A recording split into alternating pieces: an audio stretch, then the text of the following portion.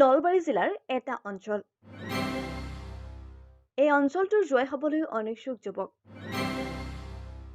কোনো যুৱতীয়েও এই অঞ্চলটোৰ বোৱাৰী হ'বলৈ নিবিচাৰে। লোকসভা নিৰ্বাচনৰ তৃতীয় পৰ্যায়ৰ ভোট গ্ৰহণৰ প্ৰাক মুহূৰ্তত এটা ব্যস্ত পথলৈ ওলাই আহিল পুৰুষ, মহিলা, শিশু।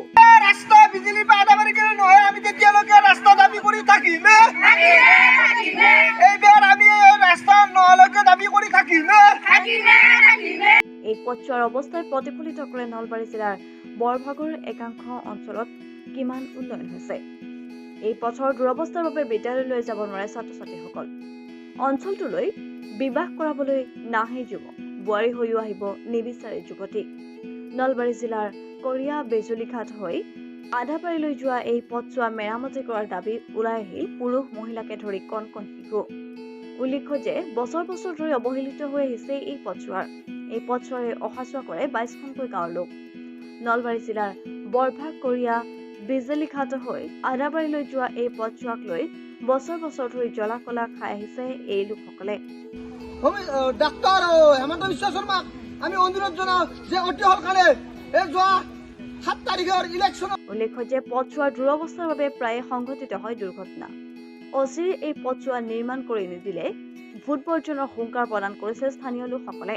আনহাতে কৰিয়া, দলাদী, চুবাৰ মহিলাসকলে পথৰ দুৰৱস্থাৰ বাবে দুৰ্ভোগ ভোগাৰ উপৰিও বিহদিয়া আদি গাঁৱৰ বেছিভাগ মহিলাই অৰুণোদয় আঁচনি, চৰকাৰী গৃহকে ধৰি বিভিন্ন আঁচনিসমূহৰ পৰাও বঞ্চিত হৈ অহাৰ অভিযোগ উত্থাপন কৰিছে। দেখিছেনে এই ৰাস্তাটো কেনেকুৱা? আপোনালোকেতো দেখা পাইছে এই ৰাস্তাটো কেনে খাল বিল হৈ আছে। এই ৰাস্তাত আমি অৰণ্যৰ মাজত আমি বাস কৰি আছো, কিন্তু এই ৰাস্তাত চৰকাৰে কৈ আছে আমি ৰাস্তা দিম, ভোট দিম, কিন্তু ৰাস্তাটো কোনোদিনে চৰকাৰৰ পৰাই চাবা নাহে এই ৰাস্তাটো ভাল কৰিছে নে কৰা নাই।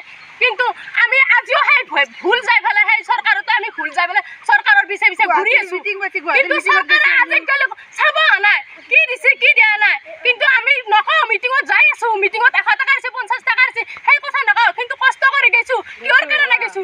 আমাৰ ৰাস্তাটো হ'ব লাগে, আমাৰ ঘৰ লেট্ৰিন বাথৰুম দিছে, ঘৰ দিছে, সেইগুলো আমি পাব লাগে, কিন্তু সেইগুলো পোৱা নাই।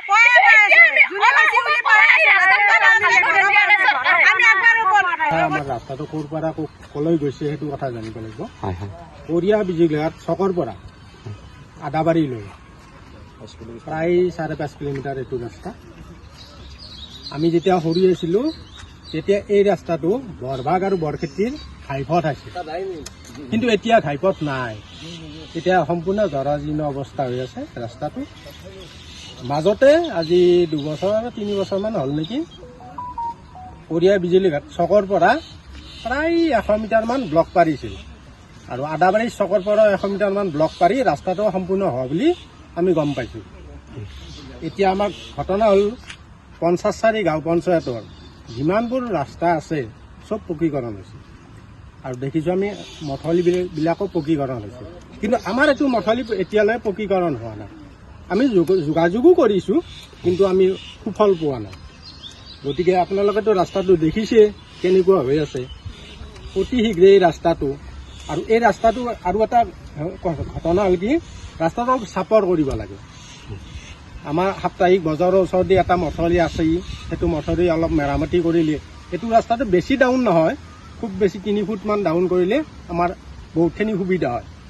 ইতিমধ্যে আমাৰ যিখন কৰিয়া হাইস্কুলৰ ফিল্ড আছে সেইখিনি আধা কাটি আজি 2008 চনত সেইখিনি কাটি সম্পূৰ্ণ নোহোৱা কৰি পেলাইছে। গতিকে এইখিনি ইয়ালৈকে কমচে কম 3 ফুটমান চাপৰ কৰিলে আমাৰ মানুহখিনি যথেষ্ট সুবিধা হয়।